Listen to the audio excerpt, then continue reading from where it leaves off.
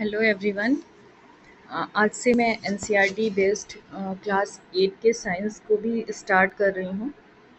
तो जो हमारे क्लास 8 एंड सीबीएसई के लिए भी इम्पोर्टेंट है, सीटेट के लिए भी ये पैरेलली उतना ही इम्पोर्टेंट है।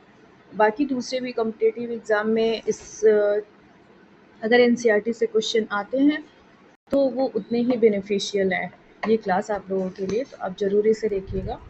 हम फर्स्ट चैप्टर स्टार्ट करेंगे, crop management, crop production and management, जिसमें हम बहुत सारी चीज़ों को देखने वाले हैं। अगर मैं इस चैप्टर को इंट्रोड्यूस करूँ कि इसमें हम क्या क्या पढ़ने वाले हैं, तो इसमें हम क्रॉप से रिलेटेड सब कुछ, सबसे पहले तो क्रॉप क्या है, इसकी हमें कैसे पता चला कि हम क्रॉप को ग्रो कर सकते हैं, और कौन कौन से क्रॉप का जो है मेन फंक्शन क्या है। जैसे कि क्रॉप जो है, अगर हम उसे फसल बोलें, जैसे क्रॉप को हिंदी में फसल बोलते हैं, तो फसल कितने तरीके के होते हैं? क्या सिर्फ और सिर्फ प्लांट बेस्ड ही फसल्स होते हैं? हम उन्हीं को ही ग्रो कर सकते हैं, उन्हीं से वही एकमात्र हमारे लिए सोर्स होते हैं, क्योंकि हम प्रीवियस क्लासेस में बहुत सारे न्यूट्रिशन के बारे में पढ़ चुके हैं। क्लास 7 में आपने पढ़ा होगा nutrition in plant, nutrition in animals. उससे पहले आप क्लास 6 में भी आपने पढ़ा होगा कि हमारे लिए हम कितने टाइप्स के फूड को हम खाते हैं, फूड जो है वो कहाँ से, फूड कंपोनेंट के बारे में आपने पढ़ा होगा। तो वो बेसिक था, इसी चैप्टर के लिए वो वहाँ पे बेस तैयार किया गया था। तो क्रॉप जो है बेसिकली हम इस चैप्टर में पढ़ने वाले हैं। जो ये क्रॉप है, ये फूड और सोर्सेज ऑफ फूड है। तो सोर्सेज ऑफ फूड क्या सिर्फ और सिर्फ प्लांट बेस्ड होते हैं या एनिमल बेस्ड भी होते हैं? अगर animal based source of food है तो वो कौन कौन से हैं, plant based source of food हैं तो वो कौन कौन से हैं, कैसे हम उन्हें ऑब्टेन कर सकते हैं।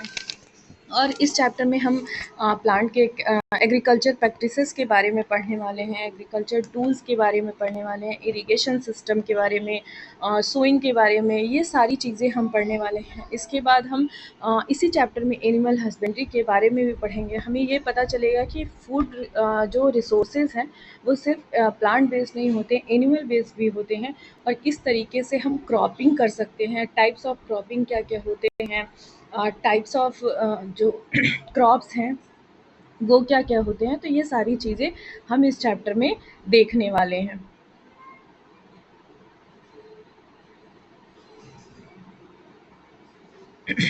तो सबसे पहले हम बात करते हैं, व्हाट इज़ क्रॉप। क्रॉप क्या है? When the same kind of plants are grown in the field on a large scale to obtain food like cereals, wheat, rice, maize, pulses, vegetables and fruits, etc., it is called a crop.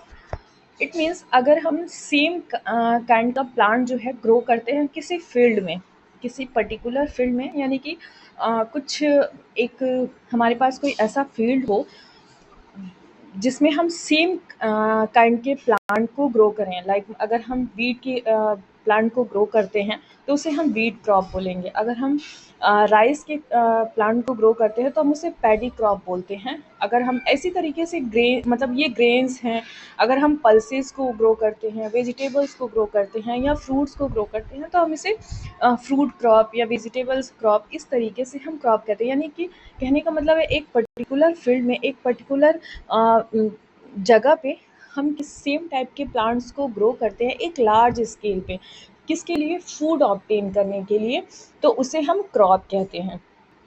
For example, a crop of wheat means that all the plants grown in the field are that of wheat। यानी कि उस a crop of wheat का मतलब है कि किसी एक particular field में या एरिया में हमने जो प्लांट ग्रो किया है उसे हम वीट क्रॉप कहते हैं। ठीक है। कुछ एग्जाम्पल हैं क्रॉप के जो हम ऑब्टेन करते हैं अलग अलग तरीके से, अलग अलग जगह पे। तो उसे हम किस नाम से, जैसे सीरियल्स क्रॉप हैं। सीरियल्स क्रॉप क्या होते हैं? ऐसे क्रॉप जो हमें एनर्जी प्रोवाइड करते हैं। ठीक है, जो जिनमें कार्ब्स बहुत ज़्यादा होते हैं, यानी कि कार्बोहाइड्रेट के परसेंटेज ज़्यादा होते हैं। लाइक वीट है, पैडी है। पैडी और राइस में क्या डिफरेंस है? पैडी वो होता है जो जिसके ऊपर कवर्ड होता है, यानी कि जो हम जिसे हम धान कहते हैं। अगर धान के ऊपर छिलका प्रेजेंट है तो उसे हम पैडी कहेंगे। और अगर वो छिलके को रिमूव कर दिया गया है तो वो हमारे लिए राइस हो जाता है।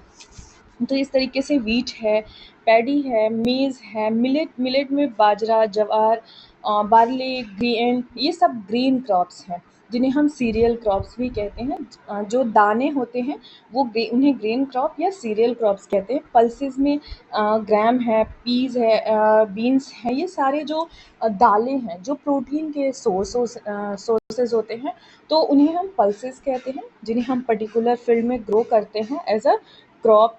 ऑयल जो क्रॉप होता है उसमें मस्टर्ड है, ग्राउंडनट है, सनफ्लावर है, और भी बहुत सारे, जैसे आपके सिसमिस है। और तो इससे हम क्या कहते हैं, ऑयल ऑब्टेन करते हैं, तो इसलिए इन्हें हम ऑयल क्रॉप कहते हैं या ऑयल सीड क्रॉप कहते हैं। वेजिटेबल्स में बहुत सारी तरीके के वेजिटेबल्स हैं, टोमेटो, कैबेज, स्पिनच, इस तरीके से ब्रिंजल, अलग अलग वेराइटी के जो वेजिटेबल्स हैं, अगर वो किसी पर्टिकुलर एरिया में एक लार्ज स्केल पे ग्रो किए जा रहे हैं तो उन्हें हम वेजिटेबल्स क्रॉप कहते हैं। इसके बाद है fruit crop, like banana, grapes, guava, mango, orange, apple. ये इस तरीके के क्रॉप अगर हम किसी पर्टिकुलर एरिया में लार्ज स्केल पे ग्रो करते हैं तो उन्हें हम फ्रूट क्रॉप कहते हैं।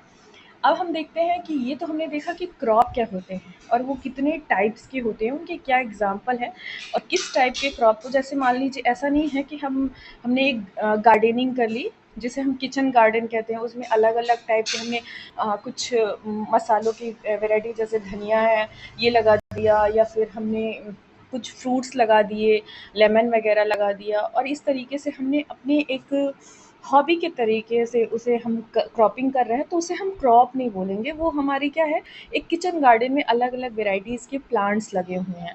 लेकिन जब हम एक फील्ड में लार्ज स्केल पे किसी सेम काइंड के प्लांट्स को ग्रो करते हैं for the purpose of food resources, तो उसे हम क्रॉप कहते हैं।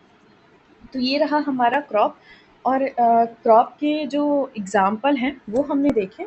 अब हम देखेंगे टाइप्स ऑफ क्रॉप के बारे में। अगर हम टाइप्स ऑफ क्रॉप के बारे में बात करें तो सबसे पहले जो टाइप्स हैं, आप सबको पता है कि टाइप्स जो होते हैं, क्योंकि इंडिया एक बहुत वास्ट कंट्री है, बहुत बड़ी कंट्री है, और यहाँ जियोग्राफिकल डिस्ट्रीब्यूशन बहुत ज़्यादा है, अलग अलग। आप देखेंगे साउथ का जो जोग्राफ़ी है वो नॉर्थ से बिल्कुल डिफरेंट है, ईस्ट की जोग्राफ़ी वेस्ट से बिल्कुल डिफरेंट है।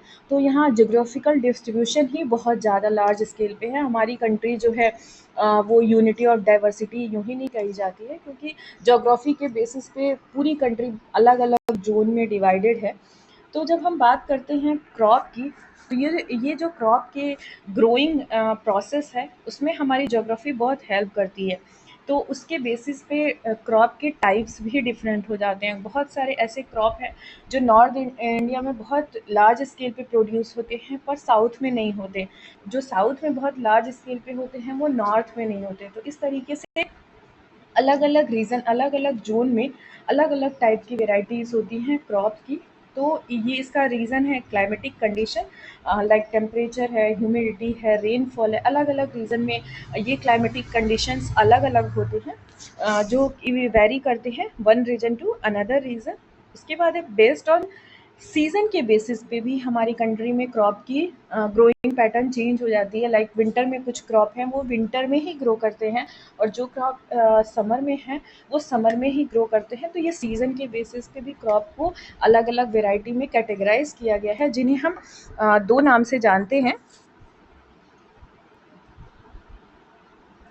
इनका जो है आप सबको पता है कि रबी क्रॉप और दूसरा है खरीफ क्रॉप। अब ये रबी क्रॉप और खरीफ क्रॉप क्या है, कैसे इनका ग्रोइंग सीज़न क्या है, किस तरीके से इनकी प्लांटेशन की जाती है, ये सारी चीज़ें, और उससे पहले एग्रीकल्चर प्रैक्टिसेस जो हैं उसके बारे में और एग्रीकल्चर टूल्स के बारे में हम कल के लेक्चर में देखेंगे। आज के लिए इतना ही, क्योंकि ये इंट्रोडक्शन क्लास था। आई होप आप लोगों को बहुत अच्छा लगेगा, आप सब देखोगे और मैं इस क्लास को कंटिन्यू कर पाऊँगी। Thank you for watching.